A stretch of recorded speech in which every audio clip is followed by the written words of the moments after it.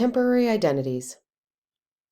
Temporary identities are the second type of identity available in Ghost Browser. In this video, I'm going to refer to them as temp identities for short. Temp identities isolate cookies so you can log into multiple accounts on the same site simultaneously without any data crossing between them. Temp identities have colored tabs so you can easily tell which identity you're working in to avoid common mistakes like posting from the wrong account. Here you can see that I'm logged into the Ghost Browser Twitter account in a purple temp identity and my personal Twitter account in the yellow temp identity.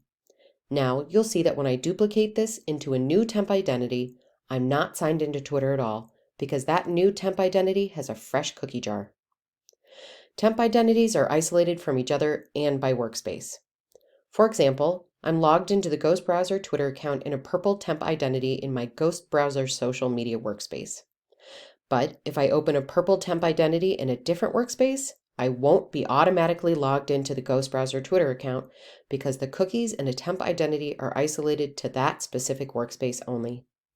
The important thing to understand about temp identities is that they are in fact temporary, meaning that if you close all the tabs in that temp identity, the cookies will be lost and that cookie jar destroyed.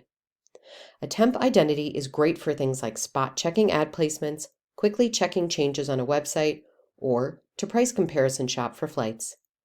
Use this when you need a fresh cookie jar, but you don't need to save it for long-term work. You can easily duplicate tabs in a new temp identity by either right-clicking on a tab at the top of the browser or by clicking on the overflow menu for any tab in the sidebar.